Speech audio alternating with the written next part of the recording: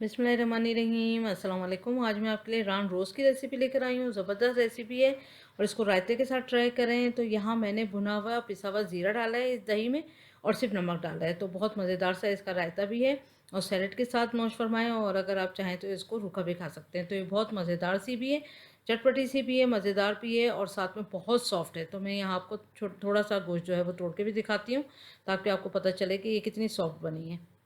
ये देखें, ये आप देख सकते हैं, देखें कितनी सॉफ्ट है, ये देखें। और बहुत मज़ेदार सी भी है और टेस्टी भी है। तो ज़रूर इसको ट्राई करें, और रेसिपी पसंद आती है तो मेरे चैनल को सब्सक्राइब ज़रूर करिएगा। सब्सक्राइब का रेड बटन दबाइए, बराबर में दिए गई बेल को क्लिक कीजिए ताकि मेरी रेसिपी आपके पास सबसे पहले आ जाए। अब आते हैं रेसिपी की तरफ। तो यहाँ पर हमने एक रान ली है बकरे की, ये देखें। और ये जो है हमने चर्बी इसकी निकाल देनी है, हल्की सी ये जो लेयर होती है चिकनाई की, ये हमने निकाल देनी है। तो ये बहुत आसानी के साथ निकल जाएगी, लेकिन हमें बिल्कुल भी चिकनाई इसकी नहीं चाहिए, फैट बिल्कुल भी नहीं चाहिए। एक बहुत पतली सी ही लेयर होती है इसके ऊपर, बस आपने वो निकालना है ताकि क्लीन हो जाए और मसाला भी अंदर तक लग जाएगा इस तरह। देखें, पूरी राउंड को इस तरह से हमने क्लीन कर लिया। अब हमने इसमें डीप कट लगाना है, अच्छे गहरे गहरे हमने डीप कट लगाना है ताकि मसाला अंदर तक चला जाए।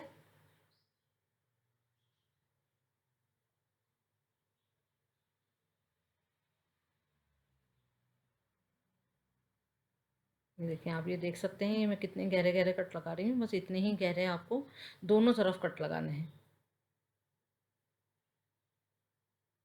ताकि नीचे की जो हड्डी है वो आपको जो आपकी छुरी है उसमें अटैच होनी चाहिए। इतने गहरे डीप कट लगाना है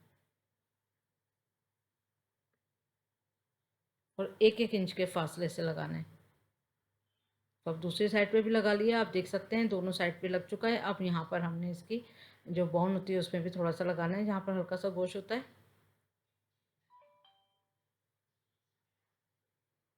अब यहाँ पर हमने एक पतीले में पानी लिया है और उसमें 4 टेबल स्पून हमने विनीगर डालना है, सफ़ेद सिरका।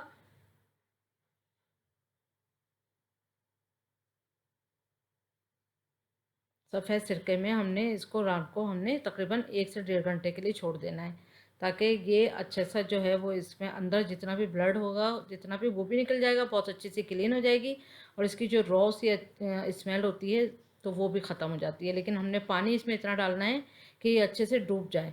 तो अभी पानी थोड़ा सा कम है तो हम थोड़ा और पानी डालते हैं इसमें।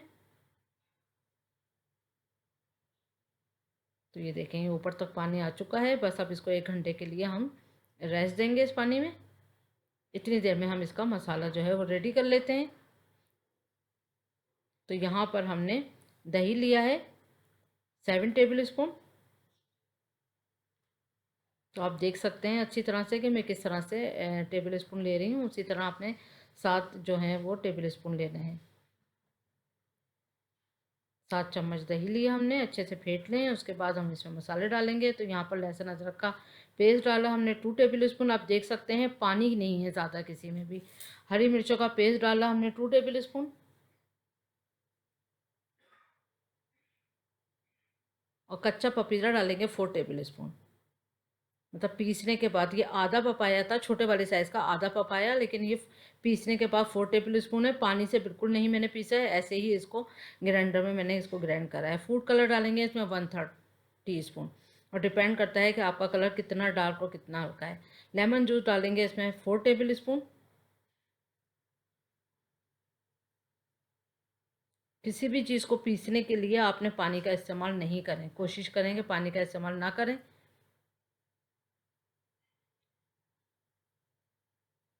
और अगर कच्चा पपीता ना हो तो आप मीट टेंडर भी यूज़ कर सकते हैं। नमक डाला है इसमें 1 टीस्पून फुल भर के।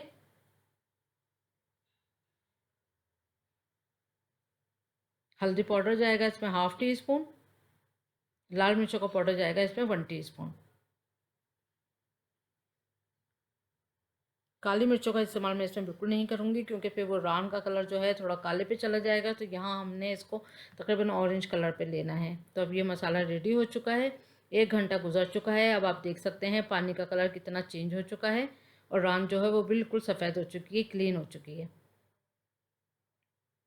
यहाँ हम इसको छन्ने में रख देंगे तकरीबन 1 से 1.5 घंटा। बस इतनी देर कि ये पानी इसमें बिल्कुल ना रहे। कि इसमें पानी हुआ तो ये बहुत जो है वो ऑयल में जाकर फ्राई जो है वो सही से नहीं हो पाएगी। तो इसको हम काफ़ी देर छोड़ेंगे ताकि इसका पानी बिल्कुल ड्राई हो जाना चाहिए। ये एक ड्रॉप भी पानी नहीं होना चाहिए। ये देखें, मैंने तकरीबन 1.5 से 2 घंटे छोड़ा और देख सकते हैं आप कि ये बिल्कुल, देखें, एक ड्रॉप भी नहीं है इसमें पानी का। और आपको खुद एहसास हो जाएगा जब आप इसको हाथ लगाएंगे तो ये ड्राई ड्राई से लगेगी, पानी इसमें बिल्कुल नहीं लगेगा।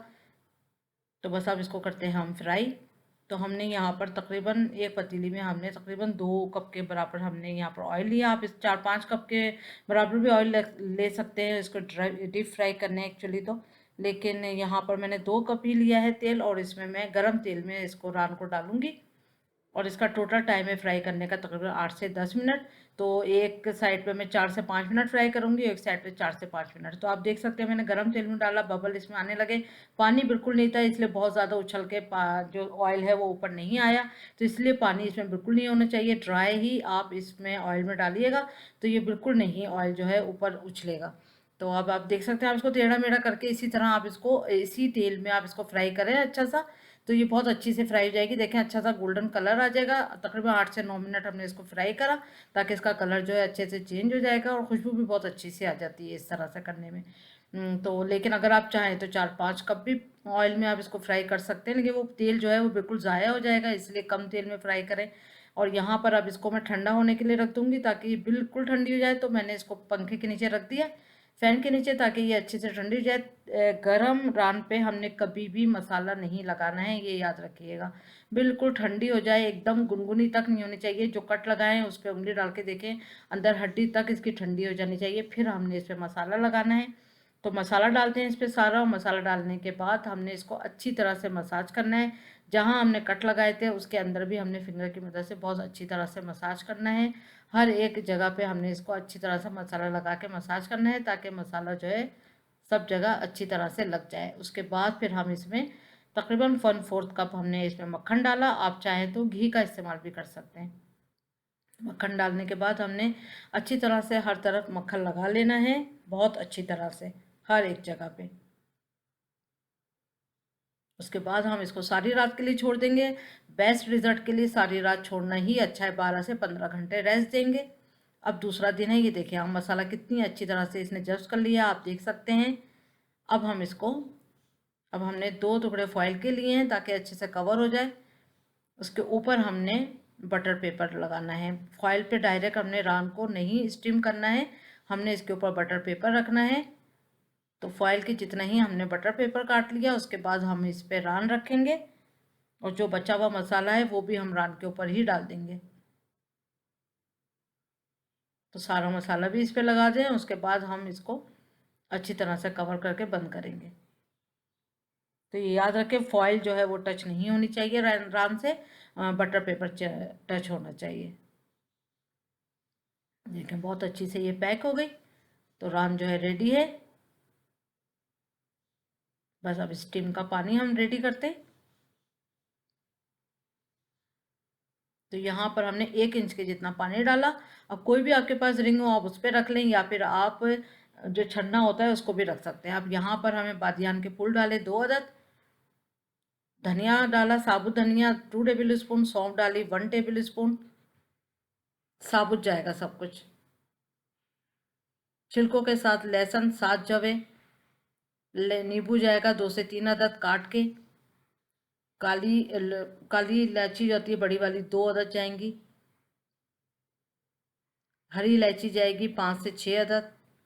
ये सब खुशबू के लिए है।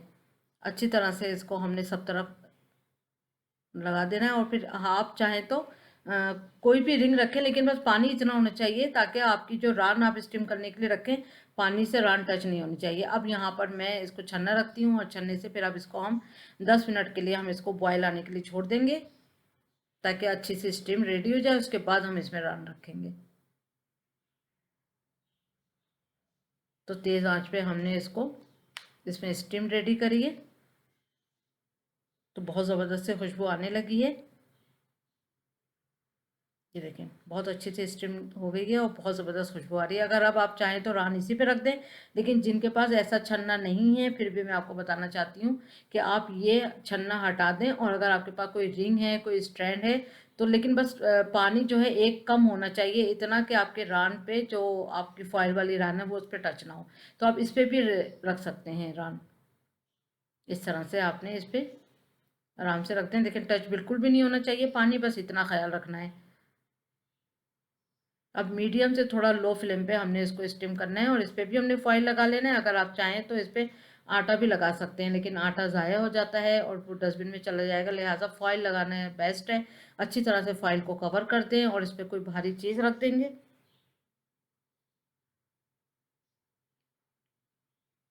और फिर 2 से 2.25 घंटे हमने इसको छोड़ दिया। 2.25 घंटे के बाद हम इसको देखेंगे। अगर आपकी रान जो है वो सॉफ्ट ना हुई हो, आप चेक करिएगा। अगर सॉफ्ट ना हुई हो तो फिर आपने इसको दोबारा से इसी तरह कवर करके आप स्टीम दे लें। चूल्हा अभी मैंने बंद नहीं किया है।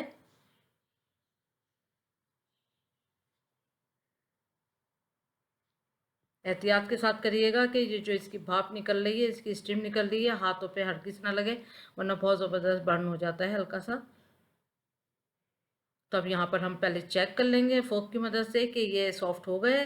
अगर सॉफ्ट ना हुआ तो दोबारा से आप पैक करके इसको दोबारा से आप मीडियम आंच पे इसको कुक करें। मैंने मीडियम से लो आंच पे इसको 2.25 घंटे पकाया है, ये याद रखिएगा। अब मेरी ये जो रान अगर आप देख सकते हैं तो आपने देखा होगा कि बहुत सॉफ्ट हो चुकी थी, इसलिए मैंने इसको निकाल लिया है। तो बहुत ज़बरदस्त सा रिज़ल्ट आया है, ये देख सकते हैं आप।